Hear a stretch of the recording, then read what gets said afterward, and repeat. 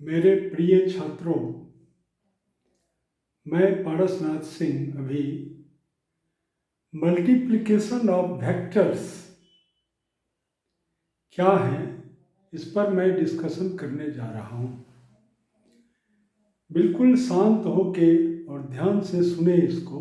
बिल्कुल समझ में आ जाएगा, कोई टफ चीज़ नहीं है। नाउ मल्टीप्लिकेशन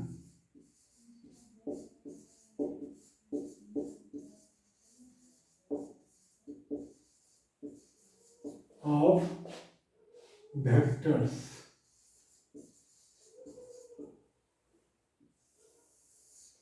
अब ये जो मल्टीप्लिकेशन ऑफ वेक्टर्स हैं, इसमें तीन तरह से हम मल्टीप्लिकेशन करते हैं वेक्टर का। एक तो हमारा हो गया कि मल्टीप्लिकेशन यानी स्केलर इनटू वेक्टर। इनटू ये क्रॉस साइन नहीं देना चाहिए यहाँ पर, क्योंकि उसका मीनिंग दूसरा होता है। इनटू वेक्टर, तो ये हर हमेशा होता है आपको वेक्टर। किसी भी स्केलर क्वांटिटी को अगर हम वेक्टर से मल्टीप्लाई कर देंगे तो वो क्या होगा? वेक्टर हो जाएगा। दूसरा मेरा मेथड है, इसको कहते हैं हम लोग dot product. Dot product of, dot product कहें या इसको हम लोग कहते हैं और स्केलर प्रोडक्ट। ये scalar product, dot product of two vectors is scalar. यानी दो वेक्टर को अगर हम डॉट में प्रोडक्ट निकालेंगे, जैसे है ये, मान लीजिए a डॉट बी, तो ये क्या होगा? ये हमारा हो गया स्केलर क्वांटिटी, ये स्केलर होगा। यहाँ पर क्या है? Scaler dot vector. जैसे मान लीजिए कि a है और इसमें वेक्टर b से मल्टीप्लाई कर दिए, तो ये क्या हो गया? वेक्टर हो गया। और थर्ड को हम लोग कहते हैं, थर्ड मल्टीप्लिकेशन, जो टाइप ऑफ मल्टीप्लिकेशन है ये हो गया स्केलर डॉट वेक्टर। ये हो गया dot product of two vectors, या इसको हम लोग स्केलर प्रोडक्ट भी कहते हैं। इसका जो रिजल्ट है वो हर हमेशा स्केलर है। अब तीसरा हमारा है कि cross product, cross product of two vectors, product of two vectors, two vectors. अब इसमें हम लोग ऐसे करते हैं कि ए, इसको पढ़ते हैं क्रॉस बी, ऐसे। तो ये हर हमेशा होता है वेक्टर ही। तो देखिए यहाँ पर तीन तरह का हमने मल्टीप्लिकेशन लिखा है। एक तो है किसी भी स्केलर क्वांटिटी को वेक्टर से मल्टीप्लाई कर देंगे तो क्या हो जाता है? वो वेक्टर हो जाता है। तो आपको हमने यूनिट वेक्टर में बताया ये चीज कि अगर मान लीजिए कि 5 हमारा है स्केलर क्वांटिटी, इसमें हम आई यूनिट वेक्टर मल्टीप्लाई कर दिए कि ये हो गया वेक्टर। देखिए ये 5 मीटर अलोंग वाई डायरेक्शन भी हो सकता है, 5 मीटर पर सेकेंड अलोंग, ये along x direction, 5 metre along ये along x direction. I represent the unit vector along x direction. ये कुछ भी हो सकता है, लेकिन ये वेक्टर है। अब यहाँ पर कहता है कि dot product of two vector is always scalar. ये कहता है कि cross product of two vectors is vector. अब एक एक करके हम लोग देखें प्रत्येक के बारे में। ये तो आपको हमने पिछले लेक्चर में बहुत कुछ बताया है इसमें कि किसी भी स्केलर क्वांटिटीज को हम अगर वेक्टर से, यानी उसमें बताया है यूनिट वेक्टर से, यूनिट वेक्टर से मल्टीप्लाई करने पर क्या होता है कि उसका मैग्नीट्यूड चेंज नहीं करता है। जबकि अगर यूनिट वेक्टर नहीं है तो मैग्नीट्यूड भी चेंज कर जाएगा, तब मैग्नीट्यूड चेंज कर जाएगा। वेक्टर तो बनेगा लेकिन उसका मैग्नीट्यूड बदल जाता है। अब मुख्यतः यहाँ पर हमको पढ़ना क्या है कि एक ये डॉट प्रोडक्ट और दूसरा हमारा है क्रॉस प्रोडक्ट। अब एक एक करके हम लोग देखें कि डॉट प्रोडक्ट क्या है और क्रॉस प्रोडक्ट क्या है। तो हम डस्टर ले लेते हैं।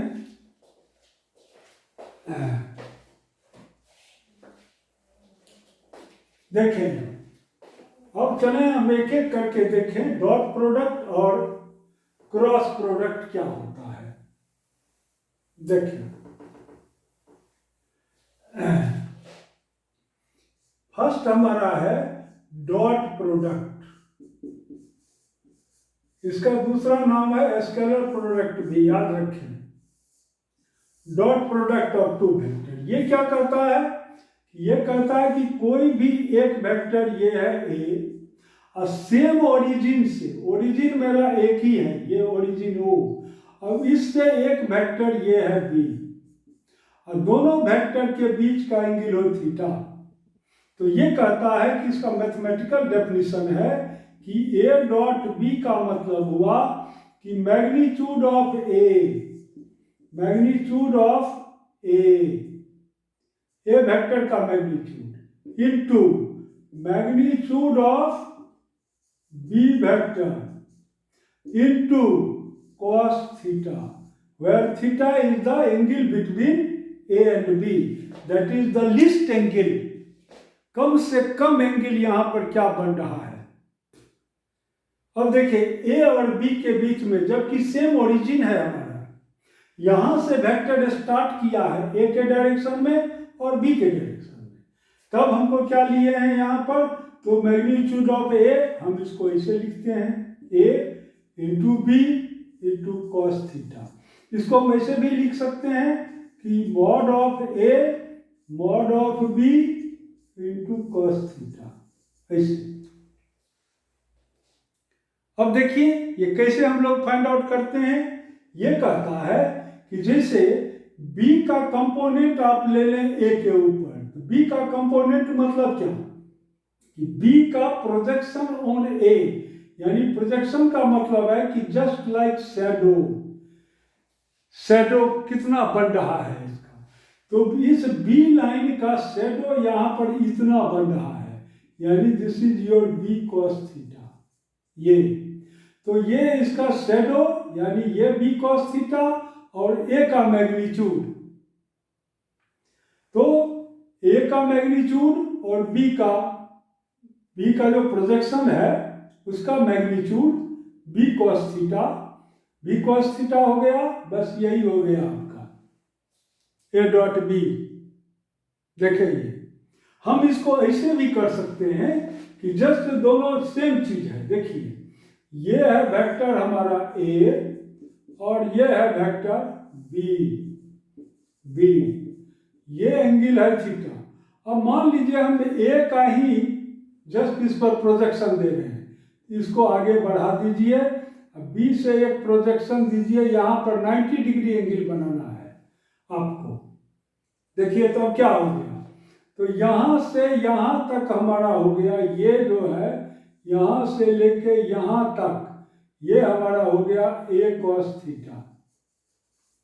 तो देखिए तो इसका मैग्नीट्यूड, यानी इसको आप ऐसे भी कह सकते हैं कि B dot A equal to B क्या होगा, बी का मैग्नीट्यूड तो बी और ए का मैग्नीट्यूड यानी ए का प्रोजेक्शन ऑन बी, तो हम लिखेंगे ए कॉस थीटा। हो गया, यही है हमारा scalar product of two vectors.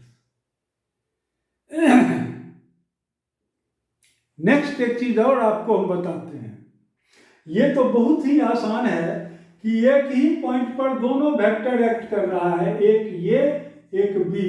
अगर ऐसा नहीं हो तो तब हम क्या करेंगे, जैसे देखिए आपको हम समझाते हैं, इसको बहुत अच्छी तरह से आप समझिए। जैसे मान लीजिए कि ये हमारा है ए बी और ये है कोई पॉइंट सी है, तो ये इससे है। अब देखिए ये है हमारा सी, थोड़ा सा हम इसको ये कर देते हैं, तो इसको ऐसे ले लीजिए कि ये है ए, ये है मान लीजिए बी ये है बी, ये है ए, और ये हमारा है सी, ये इसे है सी। देखिए, अब देखिए ए के सामने का एंगल इसको हम मान लेते हैं अल्फा, बी के सामने का एंगल ये हो गया बीटा, और सी के सामने का एंगल ये हो गया गामा। कोई दिक्कत नहीं है। अब देखिए ए डॉट बी क्या होगा, ए डॉट बी क्या होगा यहां पर, ये देखिए, तो ए का डायरेक्शन है ये, अब बी का डायरेक्शन है ये,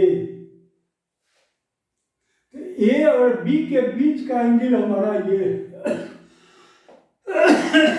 देखिए ये, तो इसका मतलब हुआ कि ए का मैग्नीट्यूड इंटू बी का मैग्नीट्यूड, और कॉस थीटा में तो हम ये एंगल लेंगे ना, तो इसमें तो ये हो जाएगा कॉस, और ये क्या हो जाएगा पाई, माइनस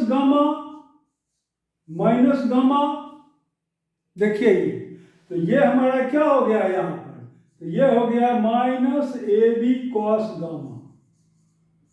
देखिए हर हमेशा दोनों का डायरेक्शन देखिए कि इस टिप का डायरेक्शन ये है, इस टिप का डायरेक्शन, इस टिप को थोड़ा और आगे बढ़ा दीजिए। अब देखिए इसके और इसके बीच का क्या एंगल है, तो हमको ये एंगल लेना है, ये एंगल, इस एंगल को लेने में हम क्या करेंगे 180 और माइनस गामा करेंगे, तो ये वैल्यू आएगा। जैसे हमको कहेगा बी डॉट सी क्या होगा, बी डॉट सी यानी dot product of B and C, ये क्या होगा, तो देखिए ये क्या होगा, तो again magnitude of B into magnitude of C, और दोनों के बीच का एंगल देखिए, ये बी का डायरेक्शन हमारा ये है और सी का डायरेक्शन भी यही है, सेम है इससे, तो ये एंगल क्या हो गया अल्फा। देखिए बी का डायरेक्शन ये है, सी का भी डायरेक्शन ये है, तो ये क्या हो गया अल्फा, तो यहां पर क्या हो जाएगा बी सी कॉस अल्फा।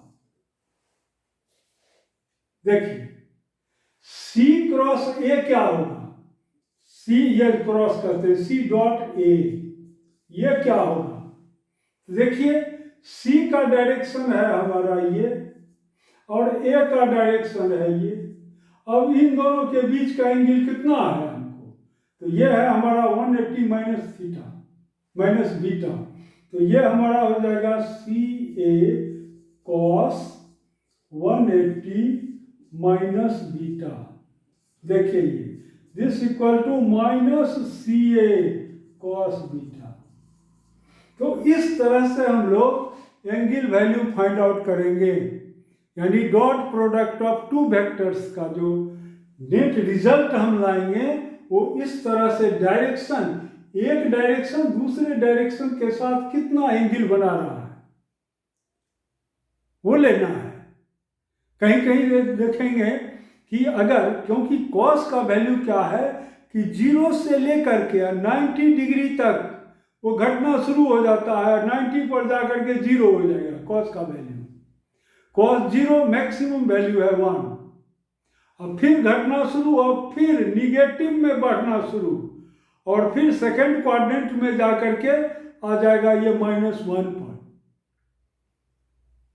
यानी कॉस थीटा का वैल्यू, थीटा अगर 180 हो जाए तो क्या हो जाता है -1, और कॉस 0 इक्वल टू 1।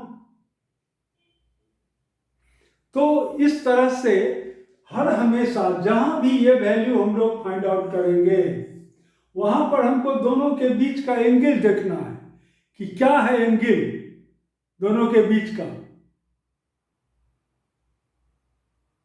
जैसे फॉर एग्जांपल देखें आप फिजिक्स में और भी बातें बहुत कुछ पढ़ेंगे डॉट प्रोडक्ट में, मोटा मोटी पहले तो एक सिंपल बात हम आपको समझा दे रहे हैं कि ए डॉट बी, ये है A dot B equal to क्या होगा, तो ये हमारा होगा ए बी कॉस थीटा।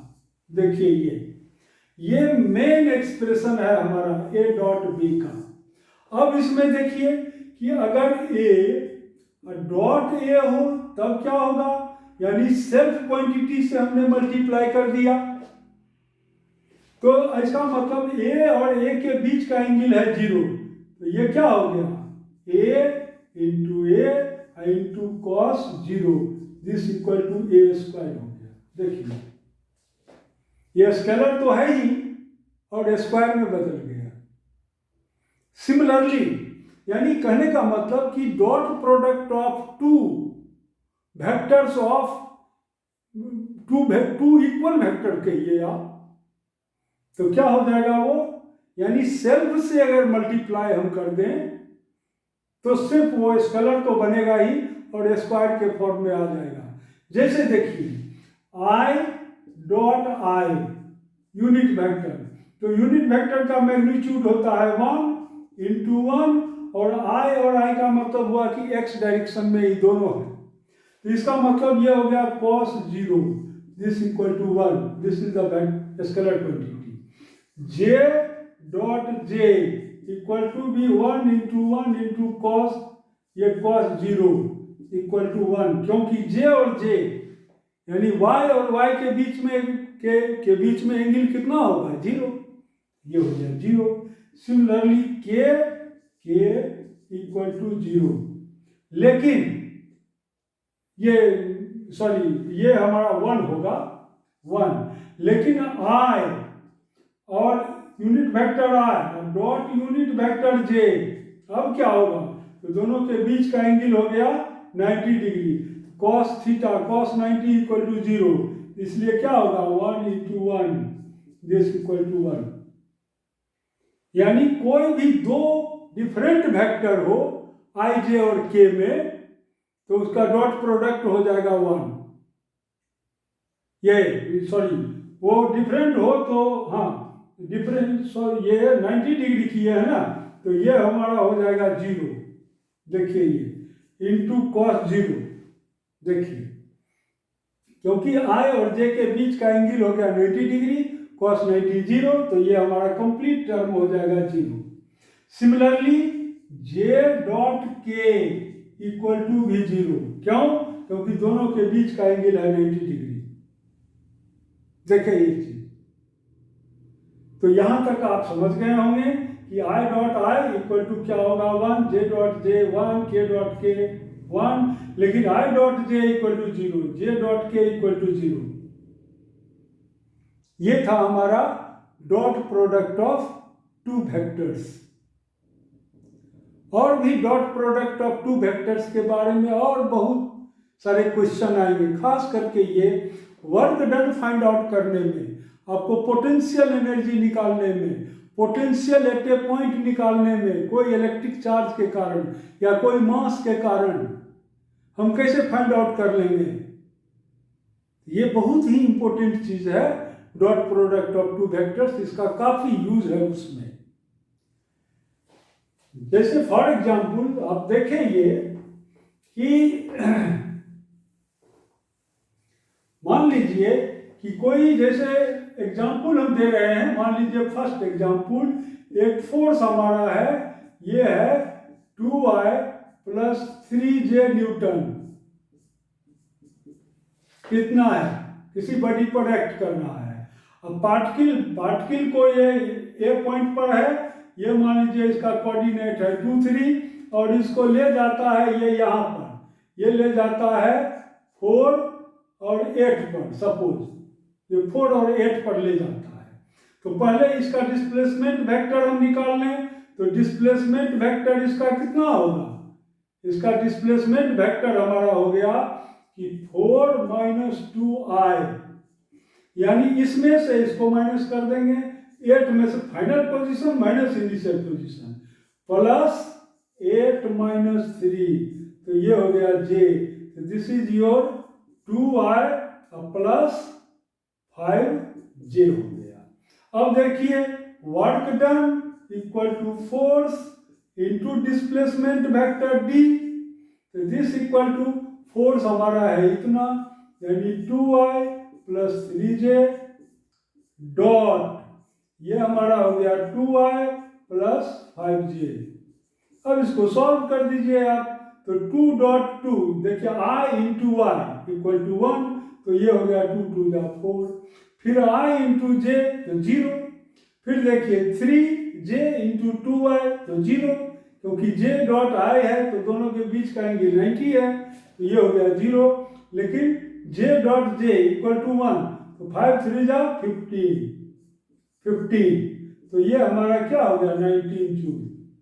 देखिए इस तरह से हम dot product of two vectors का बहुत यूज करते हैं।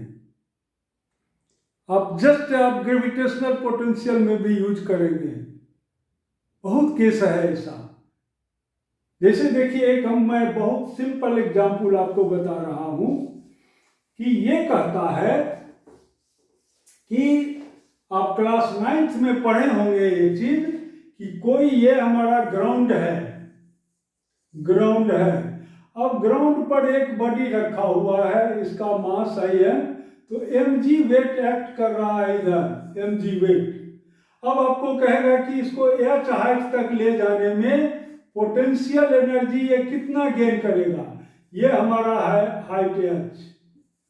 हाइट h, तो पोटेंशियल एनर्जी कितना गेन करेगा। तो हम लोग सिंपली कह देते हैं इसको इतना धीरे धीरे ले गए हम, तो वर्क डन जो हमने किया, work done by external force equal to क्या कहते हैं हम कि mg h। देखिए जस्ट इसको जो फिजिक्स का जो प्योर लैंग्वेज है फिजिक्स का, वो क्या कहता है, वो कहता है कि हर हमेशा change in potential energy of the system, यानी जब ये बॉडी ग्राउंड पर है तब ग्राउंड और इस बॉडी का कुछ एक अपना पोटेंशियल एनर्जी है, और अब हम इसको चेंज कर रहे हैं, यहां से यहां तक ले जा रहे हैं, तो work done by gravitational force.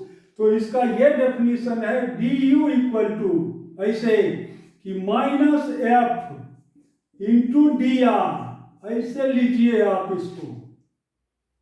देखिए ये क्या कहता है, कैसे निकाल लेंगे हम। तो देयरफॉर अब इंटीग्रेशन दीजिए, यहाँ पर इंटीग्रेशन हम कहां से कहां ले जा रहे हैं, ये 0 से हम h हाइट पर, ये है 0 0 ओरिजिन, 0 से हम ले जा रहे हैं h हाइट पर। तो देखिए यहाँ पर अगर पोटेंशियल एनर्जी यानी ग्राउंड पर अगर मान लीजिए ui है, तो ग्राउंड पर के पोटेंशियल एनर्जी को हम मान लेते हैं 0 एनर्जी। तो इसको हम मान लिए हैं 0 है नहीं, है तो निगेटिव में, क्लियर। लेकिन इसको हम मान सकते हैं कि 0, और यहां पर एनर्जी है पोटेंशियल एनर्जी मान लीजिए u। तो अब आइए ये हमारा हो गया 0, यानी 0 से हम ले जा रहे हैं इधर की ओर, तो h हाइट पर कितना होगा। अब देखिए यहाँ कैसे निकाल लेंगे हम, ये है dot product of two vectors, तो माइनस, और f का मतलब हुआ कि ये जो बॉडी हमारा है इसका mg वेट लग रहा है ऊपर नीचे की ओर, तो mg यहाँ लिखेंगे माइनस j, ये हमारा y डायरेक्शन है जो कि निगेटिव में एक्ट कर रहा है, तो ये हमारा हो गया माइनस mg j, और dr हमारा है ये पॉजिटिव है, ये देखिए क्योंकि ये पोजीशन माइनस ये हमारा y एक्सिस है, तो ये मान लीजिए 0 है तो ये 1 मीटर 2 मीटर 3 मीटर 4 मीटर इस तरह से हम बढ़ रहे हैं। तो ये dr क्या हो गया हमारा पॉजिटिव है, यानी this is dr into j है ये देखिए। तो अब यहाँ पर 0 टू h हम इसको इंटीग्रेट कर रहे हैं, तो दिस इक्वल टू, अब देखिए ये माइनस माइनस क्या हो गया प्लस, क्योंकि हर हमेशा पोटेंशियल एनर्जी को जो डिफाइन करते हैं ये होता है कि change in potential energy equal to negative of the line integral of conservative field कहिए या कंजर्वेटिव फोर्स कहिए, ग्रेविटेशनल फोर्स बोल सकते हैं, इलेक्ट्रोस्टैटिक फोर्स बोल सकते हैं, आप कुछ भी बोल सकते हैं यहाँ पर। यानी ये फोर्स क्या है, ये है कंजर्वेटिव फोर्स, ये आप पढ़ेंगे आगे। हम सिर्फ एग्जाम्पल में आपको बता रहे हैं कि क्या होना चाहिए एक्चुअल में मेजरमेंट का। तो देखिए ये हमारा है माइनस माइनस प्लस हो गया, तो ये हमारा इंटीग्रेशन ये हो गया mg इंटू डी आर, और J dot J equal to 1 M G D R. अब ये हो गया 0 टू एच। देखिए आप यहाँ पर, ये क्या है हमारा, तो ये है u -0, final position minus initial position. तो this is your M G, बाहर कर दीजिए, और डी आर का वैल्यू मान लीजिए आर आया आपको। तो अब लेंगे यहाँ पर 0 to H, this equal to M G, और ये हमारा हो गया H -0, this is your M G H. अब ये जो वर्क डन किया है, ये वर्क डन किसके द्वारा हमने निकाला है यहाँ पर, ये वर्क डन हमारा है कंजर्वेटिव फोर्स यानी ग्रेविटेशनल फोर्स के कारण वर्क डन। उसका निगेटिव देखिए डेफिनेशन में ही है कि negative of the line integral of conservative force. Line का मतलब हुआ ये D R length, line integral मतलब समेशन, जोड़, एडिशन। इंटीग्रेशन मीन्स हम लोग कहते हैं नेशनल इंटीग्रेशन, राष्ट्रीय एकता। माने क्या, राष्ट्र का जोड़, सभी मनुष्य का, हमारे राष्ट्र में जितने भी हैं लोग, सबका विचार उत्तम हो जाए, सबका विचार एक समान हो जाए। तो ये नेशनल एडिशन हुआ, इंटीग्रेशन हुआ, एक चीज ही थिंकिंग करना कि मेरा राष्ट्र महान है। तो ये जो है यही है इंटीग्रेशन। तो इंटीग्रेशन हम कर रहे हैं इस फोर्स और इस डिस्प्लेसमेंट का, और इसको कहते हैं लाइन। तो line integral of means multiply, line integral of conservative force from one position to another position. इसमें लगा देंगे negative of the line integral of conservative force is called your change in potential energy. इस तरह से definition होना चाहिए। है professor SC. Verma साहब भी लिखे हैं, आप पढ़िएगा उसमें वर्क एनर्जी चैप्टर में, जहाँ पर वो पोटेंशियल एनर्जी को डिफाइन किए हैं, वहाँ पर वो भी दिखे हैं। रेसनिक हेलीडे तो खैर बहुत पहले दे चुका है ये चीज। तो ये बेस्ट डेफिनेशन है। तो लेकिन यहाँ पर यूज हो रहा है dot product of two vectors का, देखें यहाँ, इसलिए dot product of two vectors का फिजिक्स में बहुत ज़्यादा यूज है। और अगर आप dot product of two vectors का वैल्यू करके अगर आप सॉल्व करते हैं किसी प्रॉब्लम को, तो उस प्रॉब्लम को उस क्वेश्चन में, अगर वो 10 मार्क्स का क्वेश्चन है तो 10 में 10 दिया जाएगा, और नहीं तो आप सिर्फ आंसर निकाल दिए और आपका मेथड अच्छा नहीं है तो 10 मार्क्स का क्वेश्चन है, हो सकता है वह टीचर आपको 8 मार्क्स दे दे, 7 मार्क्स दे दे, कुछ काट दे कि नहीं ये इनका स्टैंडर्ड ठीक नहीं है। सिर्फ आंसर दे देना ही बड़ी बात नहीं है, उस आंसर का आप किस तरह से आंसर दिए हैं। कभी कभी लकली भी आंसर ठीक हो जाता है, इसका मतलब ये नहीं कि वो मेथड बिल्कुल करेक्ट है।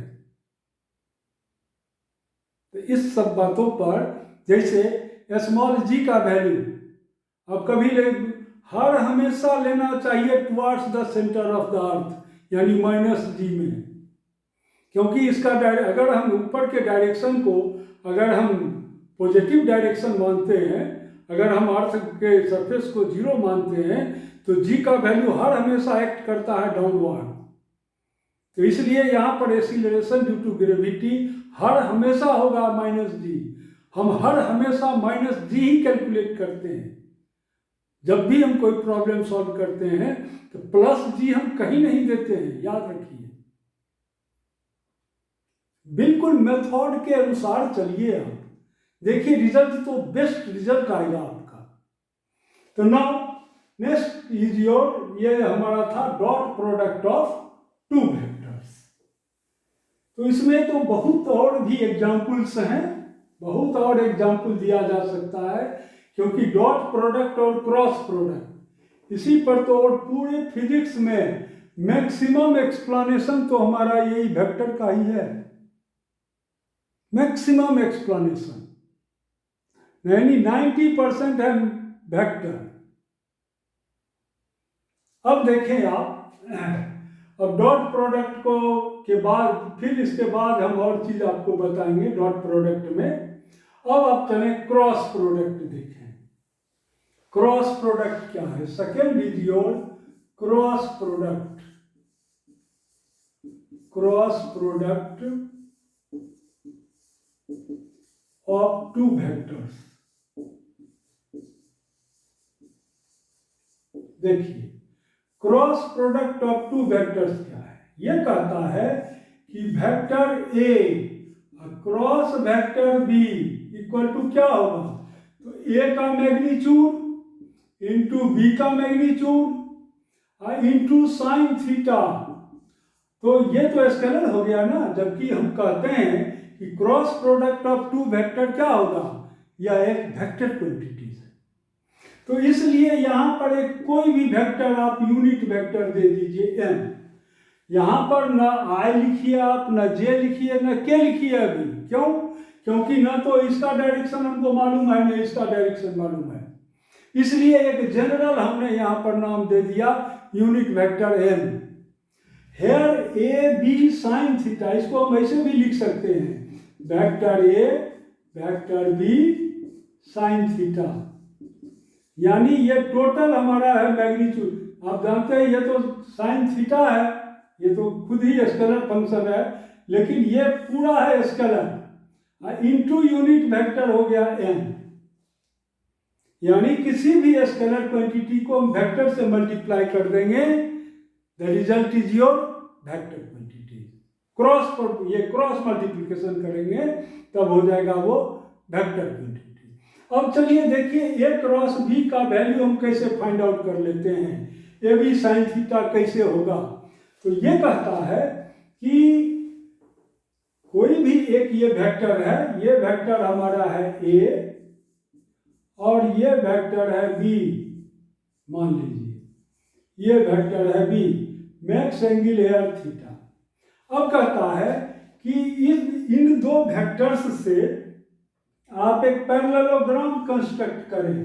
तो दिस इज ए पैरेललोग्राम, यह एक पैरेललोग्राम बन गया।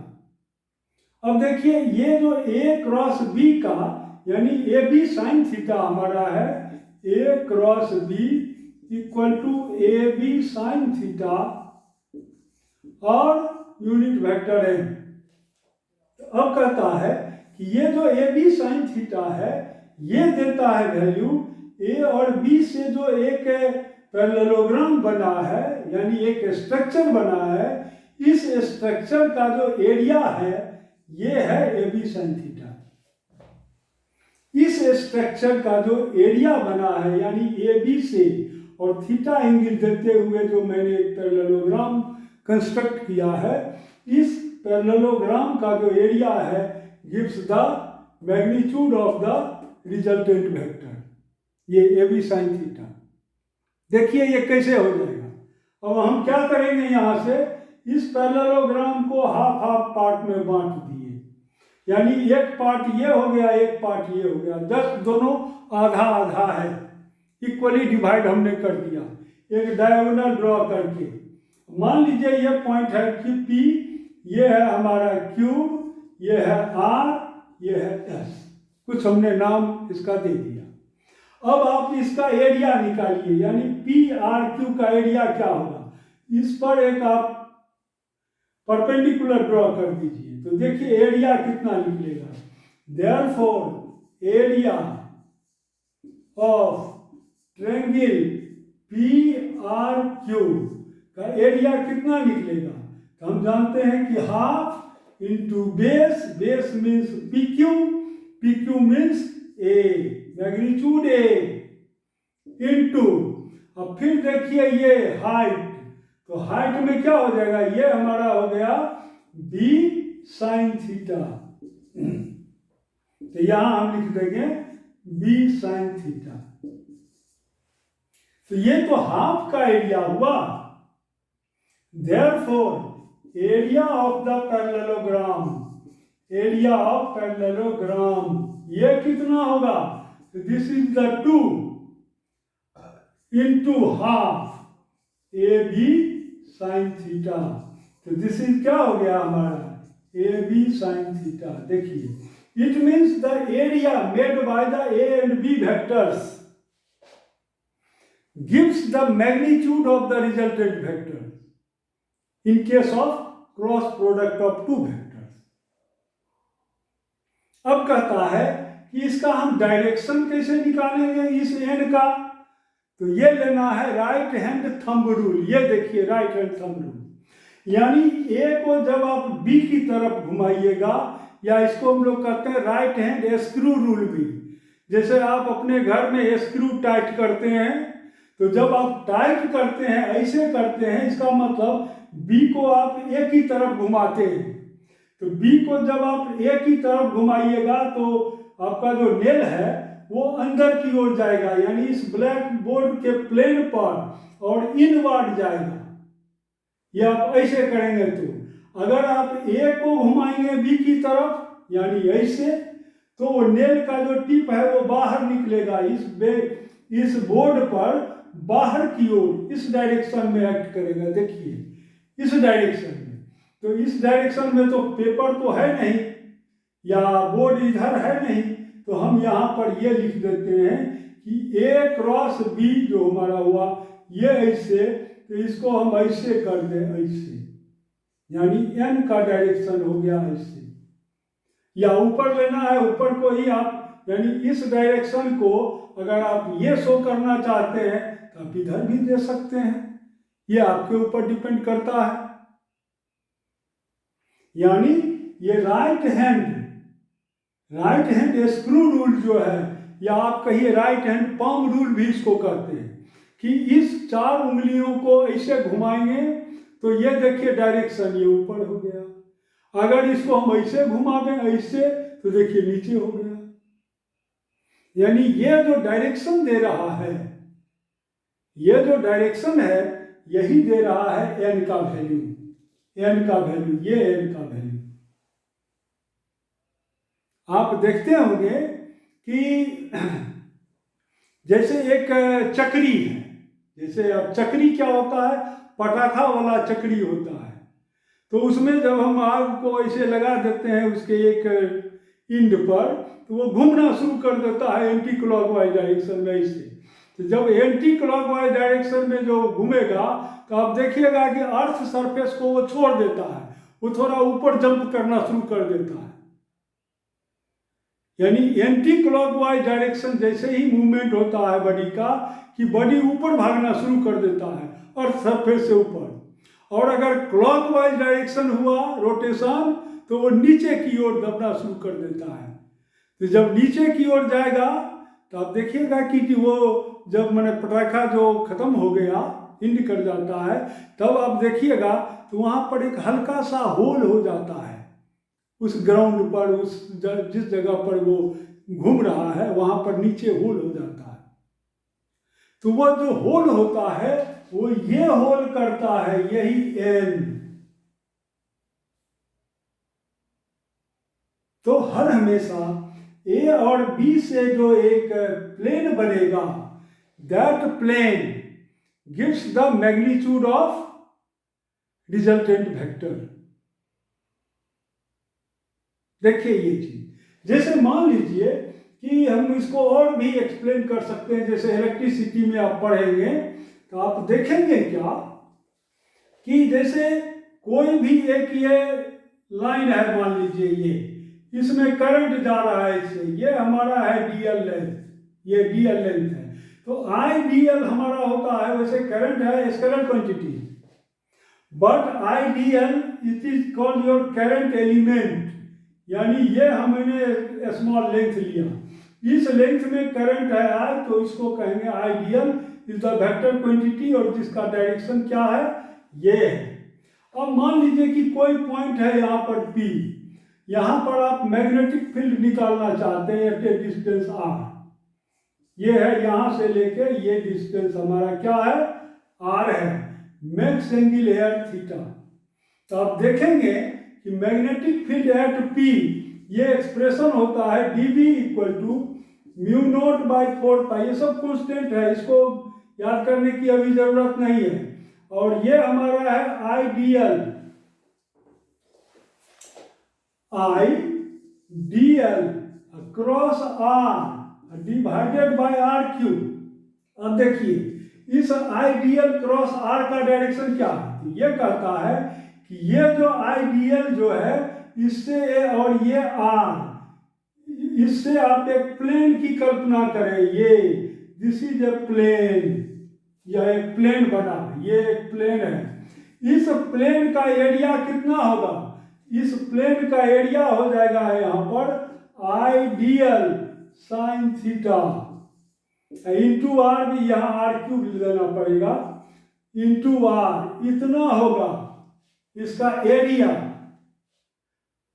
अब देखिए इसका डायरेक्शन क्या होगा, तो आइडियल को आप आर की तरफ रोटेट कीजिए ऐसे, जब आप ऐसे रोटेट कर रहे हैं और मान लीजिए यह एक प्लेन है, इससे यह एक प्लेन है, तो ये हमारा और करंट मान लीजिए ऐसे है, तो ये आइडियल और इससे एक आर बना, तो आइडियल क्रॉस आर जो करेंगे, आर के डायरेक्शन में ऐसे रोटेट करेंगे तो ये चला जाएगा नीचे प्लेन पर, यानी इस मैग्नेटिक फील्ड का जो डायरेक्शन यहाँ पर होगा इस प्लेन पर और डाउनवर्ड डायरेक्शन में, दिस इज योर डीबी का direction, dB is here your magnetic field, mu naught by 4 pi is the constant quantity. इसको अभी ब्रेन से हटा दीजिए,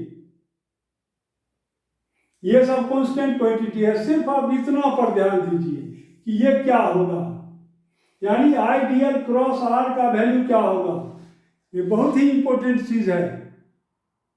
तो ये आपका ये इसका जो ये एरिया बन रहा है, यह एरिया देता है इस वेक्टर का जो मैग्नीट्यूड है वो, और डायरेक्शन तो हर हमेशा होगा नीचे।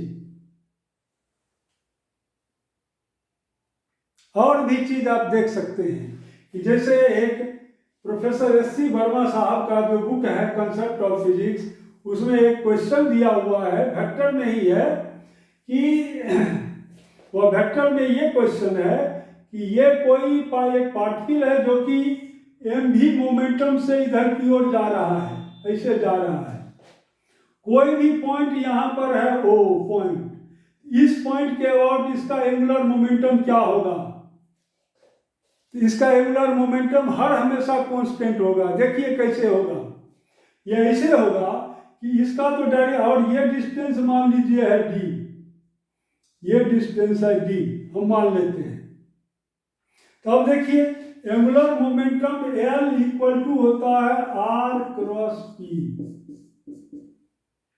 एंगुलर मोमेंटम यानी आर क्रॉस एम भी, तो मोमेंटम है पार्टिकल का ये, और आर का वैल्यू हम यहाँ से नोट कर रहे हैं, तो मान लीजिए किसी टाइम पर पार्टिकल यहाँ पर है, ए पॉइंट पर है, तो इसका जो आर बन रहा है ये, तो आर का डायरेक्शन ये है, आर का डायरेक्शन मैग्नीट्यूड इतना है आर का, लेकिन डायरेक्शन ये है। अब यहाँ मोमेंटम है हमारा, यहाँ पर मोमेंटम है ये एम भी, देखिए अब ये आर और एम भी के बीच का एंगल क्या है, थीटा, तो ये भी तो एंगल थीटा हुआ, देखिए ये, तो आर क्रॉस एम भी ये कितना होगा, तो देखिए आर क्रॉस एम भी हमारा हो जाएगा आर एम भी साइन थीटा, ये तो मैग्नीट्यूड हुआ, सिर्फ मैग्नीट्यूड हम निकाल रहे हैं, तो देखिए आर एम भी साइन थीटा, तो आर एम भी साइन थीटा को तो हम ऐसे भी लिख सकते हैं कि m इंटू भी और आर साइन थीटा, ऐसे भी लिख सकते हैं हम, जब पार्टिकल ए पॉइंट पर है तब।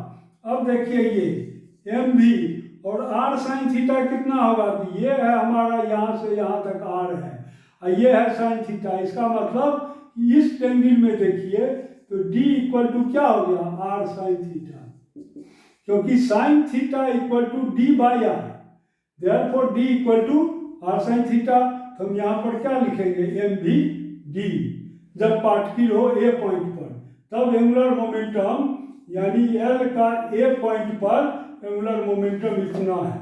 अब चलिए ये पार्टिकल चला गया बी पॉइंट पर, सेम एम भी से ये जा रहा है, अब आर का वैल्यू बदल गया, ये हो गया आर, अब ये मान लीजिए कि एंगल हो गया अल्फा, तो ये भी एंगल होगा अल्फा, कोई दिक्कत नहीं है। अब तो ये वैल्यू हटा दीजिए क्योंकि पार्टिकल तो अब चला गया है वहां पर।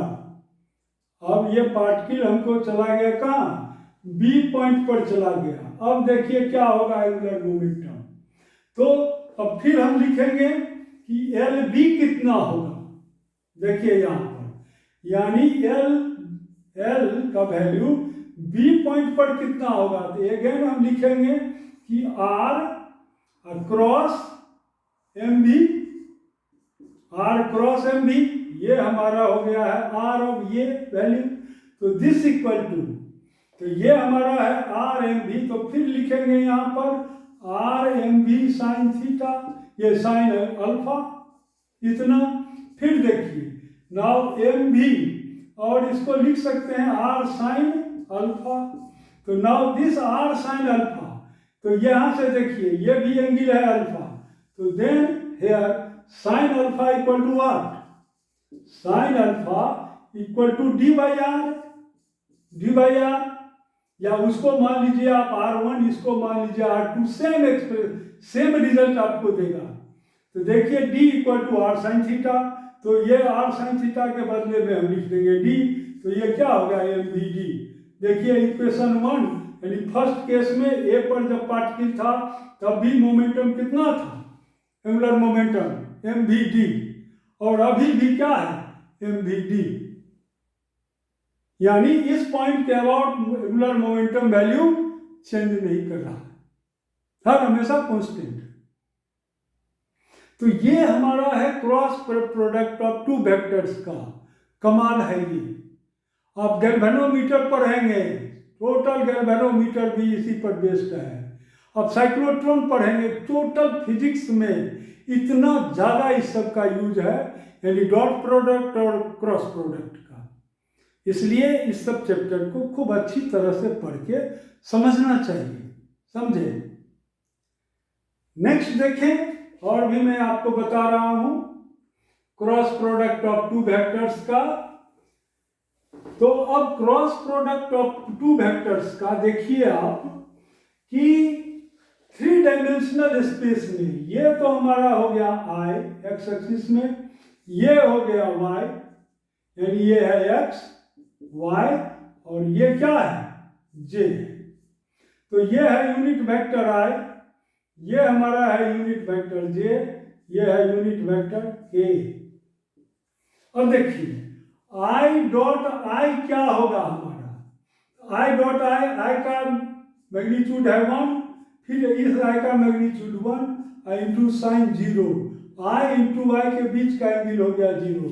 दूसरा भी वेक्टर इसी एक्सिस पर है, इसका मतलब दोनों के बीच का एंगल हो गया 0, sine 0 0। Similarly J dot J cross J equal to क्या होगा 0, के क्रॉस के क्या होगा इक्वल टू भी 0। बट यहां याद रखना है क्या कि आई क्रॉस जे क्या 0 होगा, आई क्रॉस जे ये 0 नहीं होगा। क्यों, क्योंकि दोनों के बीच का एंगल है 90 डिग्री, इसलिए ए बी साइन थीटा, इसको मान लीजिए आप ए, इसको मानिए बी। तो देखिए 1 into 1 I into sine 90 degree sine pi by 2, this equal to 1, sine pi by 2 equal to 1, ये सॉरी, और इंटू, और तो ये तो वेक्टर में है ना, इसलिए इसका आंसर भी वेक्टर में ही देंगे। I dot J equal to हो जाएगा के। कैसे, देखिए आई को जब आप रोटेट कीजिएगा जे के डायरेक्शन में, ये ऐसे जब जाएगा तो राइट हैंड थंब रूल से देखिए इसका डायरेक्शन क्या हो गया, जो अंगूठा का जो डायरेक्शन है मूवमेंट का, ये हो गया के। तो यहाँ पर क्या हो जाएगा के unit vector. Similarly I dot K equal to कितना होगा, ये देखिए आई डॉट के, आई डॉट के ऐसे हम रोटेट कर रहे हैं, इसको ऐसे रोटेट कर रहे हैं। तो जब आप इसको ऐसे रोटेट कीजिएगा आई डॉट के, देखिए तो ये आपका आ जाएगा minus J, I dot K equal to minus जे। तो इसको रफली हम लोग ऐसे याद रखेंगे कि हम ये सर्किल बना देते हैं। This is the i, this is your j और दिस इज योर के। अब देखिए आई को जब जे के डायरेक्शन में मूव करेंगे तो पॉजिटिव वैल्यू ये के आएगा। जे को आप के की डायरेक्शन में जाएंगे तो रिजल्ट आई के डायरेक्शन में आएगा। के को आई के डायरेक्शन यानी के क्रॉस आई, ये जो है K unit vector cross I unit vector equal to हो जाएगा जे यूनिट वेक्टर ऐसे। लेकिन जैसे ही हम उल्टा चलेंगे, जैसे जे क्रॉस आई क्या होगा, दिस इक्वल टू माइनस के। इसको उल्टा चलिएगा यानी ये है पॉजिटिव, क्लॉकवाइज में पॉजिटिव ले रहे हैं, एंटी क्लॉकवाइज में निगेटिव। देखिए ये तो इसको हमको याद रखना है ऐसे आई डॉट जे के, इस तरह से याद रखेंगे तो बढ़िया होगा। वैसे एक मेथड में और आपको बता दे रहा हूं कि जैसे मान लीजिए कि हमको कोई 2 या 3 वेक्टर है, मान लीजिए ये हमारा है वेक्टर ए इक्वल टू है आपको a1i plus a2j plus a3k। B vector हमारा है मान लीजिए this equal to b1i plus b2j plus b3k। ये वेक्टर है। अब हमको कहता है कि a क्रॉस b का वैल्यू निकालो कि a क्रॉस b कितना होगा। देखिए ये तो दिस इक्वल टू हम कैसे लिखेंगे इसको, तो आप डिटर्मिनेंट मेथड चले i j और k ऐसे लिख दें। फिर इसको लिखें, ये पहले है देखिए यहाँ, इसको लिखेंगे a1 a2 a3। फिर b है तो लिखेंगे b1 b2 b3 और इसको डिटर्मिनेंट फॉर्म में ले आएंगे यहाँ। अब चलिए इसका कैलकुलेशन कैसे करेंगे ये देखिए। अब कैलकुलेशन हम ऐसे करेंगे कि a cross b equal to हम लिखेंगे आई, पहले आई लीजिए अब फिर अपने मन से इसको और इसको काट दीजिए, यानी ये और ये कट गया तो बचा कितना a2 a3। इसको ऐसे लिखिए a2 a3 और फिर b2 b3। अब दे दीजिए माइनस साइन। अब लिखिए यूनिट वेक्टर j, फिर अब j को ऐसे काट दीजिए ऐसे, तो बचा क्या a1 a3 और यहाँ पर बचा b1 b3। अब फिर अब दीजिए k यूनिट वेक्टर k, तो यूनिट वेक्टर k। अब आप देखिए ये और ये काट दीजिए तो बचा क्या a1 a2, this is your a1 a2 और यहाँ बच गया b1 b2, this is your b1 b2। देखिए ये अब देखिए वैल्यू निकल गया आपका। कैसे निकल गया, अब आपको ऐसे करना है दिस इज आई, अब मल्टीप्लाई कीजिए इसको इसके साथ इसको इसके साथ, a2 b3 माइनस साइन दीजिए a3 b2 फिर माइनस j, फिर इसको लिखिए a1 b3 minus a3 b1 फिर प्लस, अब देखिए यूनिट वेक्टर के, ये वेक्टर के, तो यह जो वेक्टर आप करिएगा यूनिट वेक्टर के, तो ये हमारा हो गया, इसको इससे मल्टीप्लाई कीजिए इसको इससे, तो this is your a1 b2 minus ये मॉड नहीं, इसको ऐसे कीजिए के a1 b2 minus a2 b1। देखिए ये अब देखिए और क्या कहता है ये कहता है कि अगर इसका वैल्यू 0 आ गया, इसका मतलब है कि ये दोनों लाइन कोलिनियर लाइन है। कोलिनियर हो गया ये, क्योंकि ए डॉट बी, ये ए क्रॉस बी का वैल्यू अगर 0 आता है तो इसका मतलब क्या हुआ कि दोनों एक ही लाइन पर हैं।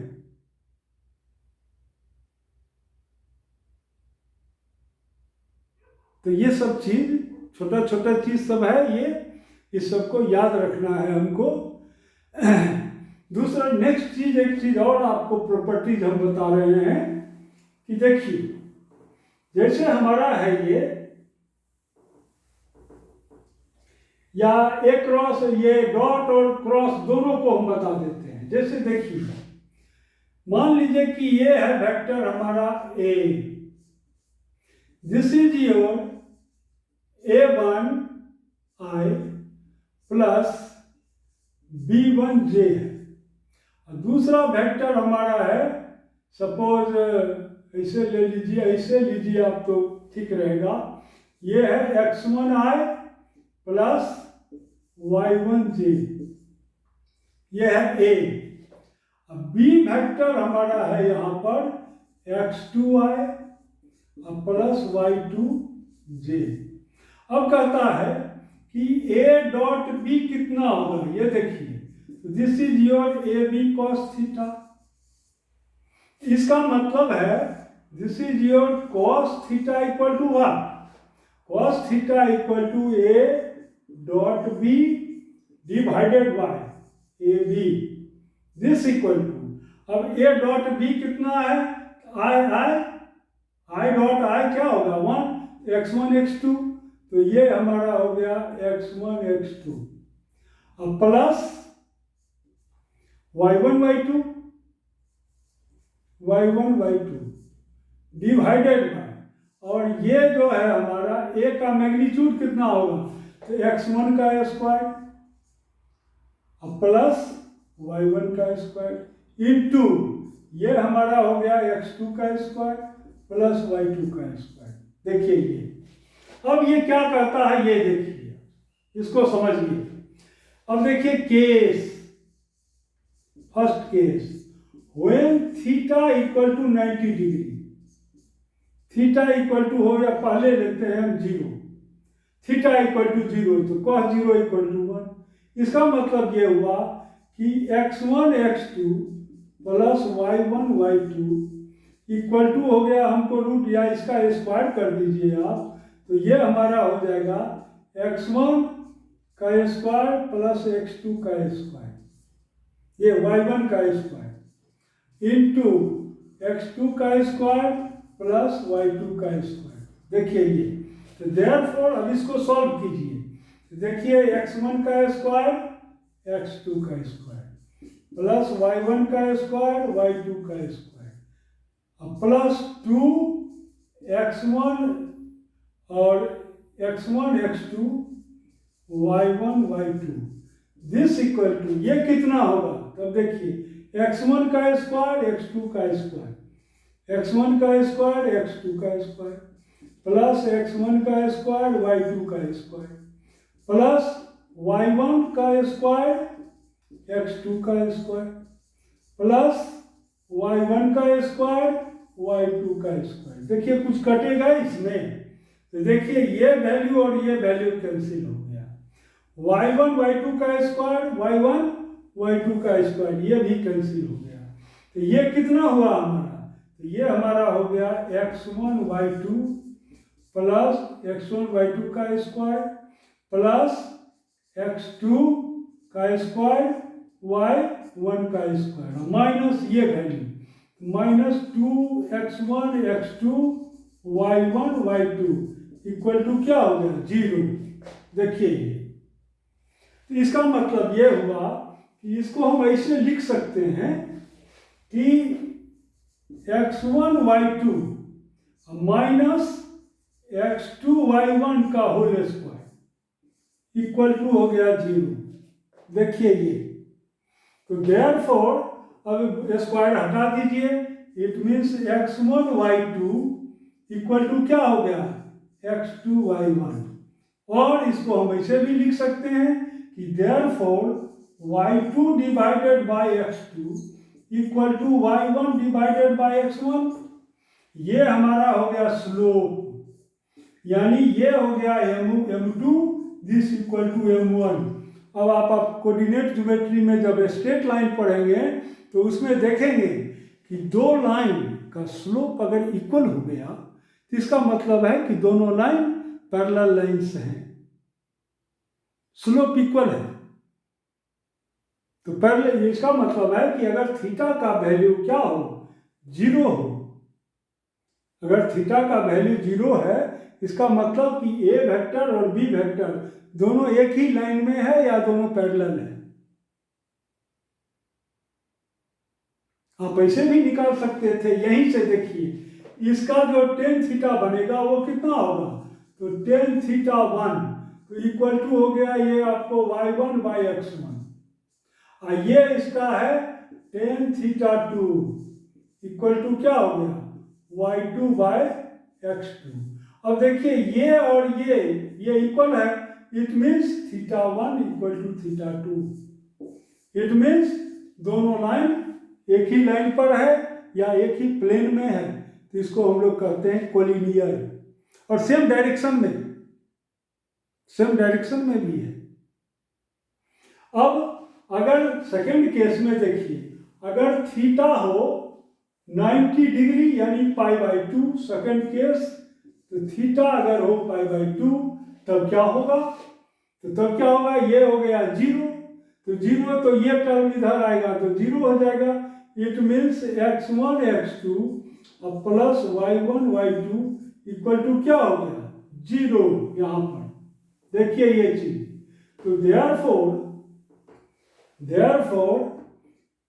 x1 x2 इक्वल टू हो गया हमको माइनस, हाँ ये हो गया माइनस, और ये हो गया y1 इंटू y2। इसको हम लिख सकते हैं therefore y2 divided by x2 equal to minus y1 divided by x1, यानी ये m2 स्लोप, एक का स्लोप इक्वल टू क्या है दूसरे का, ये माइनस, ये ऐसे है ये ऐसे होगा कि y2 divided by x2 equal to minus x1 divided by y1, ऐसे लिखेंगे हम।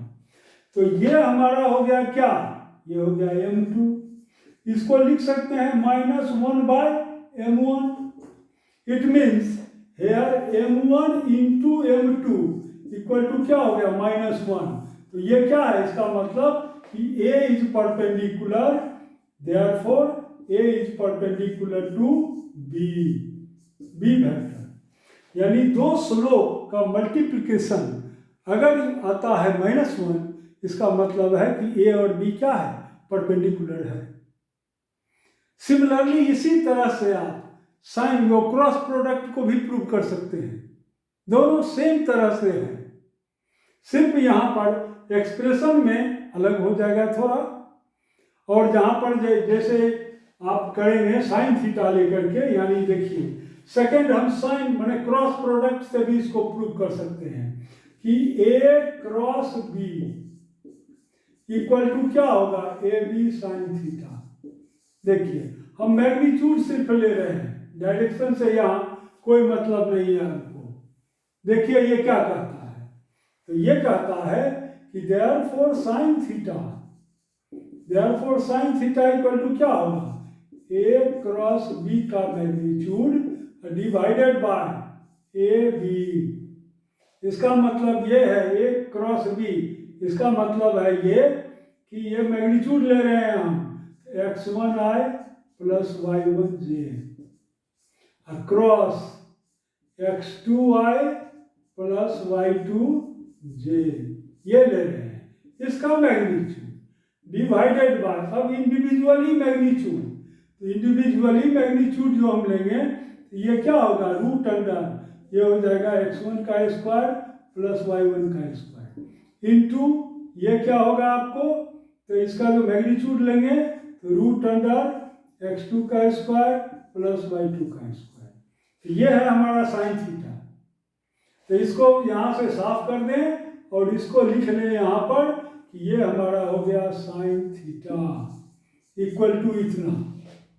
अब देखिए, अब ये कहता है कि जैसे आई, ये आई डॉट आई, साइन जीरो हो गया तो ये तो जीरो हो जाएगा। फिर ये देखिए आई डॉट जे, तो के हो गया, लेकिन हमको तो वो लिखना नहीं है डायरेक्शन, तो सीधा हम क्या करेंगे x1 y2 ऐसे करके ले लेंगे हम। लेकिन कंडीशन में यहाँ पर हम क्या देंगे कि व्हेन, फर्स्ट कंडीशन व्हेन, कि थीटा अगर हो जीरो तब क्या होगा, यानी वेक्टर ए और वेक्टर बी भी सेम डायरेक्शन में है। ये वेक्टर ए, ये वेक्टर बी जब सेम डायरेक्शन में है तो सेम कंडीशन आपको निकलेगा, जो डॉट प्रोडक्ट में निकाले हैं वही आएगा। अब खुद भी करके देख सकते हैं इसको, कोई ये बहुत टफ चीज नहीं है, तो आप इसको खुद भी कर सकते हैं, कोई दिक्कत नहीं है इसमें, आप करके देखिए। और अब मैं वेक्टर का थ्योरी को यहीं पर विराम देता हूँ। और एक और भी चीज़ बच गया है कि वॉल्यूम हम कैसे निकालेंगे। कि जैसे मान लीजिए कि कोई भी पैरेलल पाइप लाइट है, पैरेलल पाइप है वो, उसका मान लीजिए कि एक कोऑर्डिनेट यानी एक वेक्टर है ए, दूसरा वेक्टर है ये बी, दूसरा वेक्टर है बी, और एक तीसरा वेक्टर, क्योंकि तीन वेक्टर इसमें हो जाएगा, एक वेक्टर हो गया सी। अब ये कहता है कि ए और डॉट ये बी क्रॉस सी ले लेंगे हम, तो this gives the volume of a parallelepiped. यानी किसी भी चीज का वॉल्यूम निकालने में इस फॉर्मूले का आप यूज कर दीजिए तो वॉल्यूम आपको फाइंड आउट हो जाएगा। जहां पर सी क्या है, ये हमारा है, मान लीजिए सी, ये है सी। इस फॉर्मूले का यूज कर दीजिएगा, वॉल्यूम आपको फाइंड आउट हो जाएगा। Thank you very much for watching the video. हम यहीं पर वीडियो को स्टॉप कर रहे हैं। Thank you very much.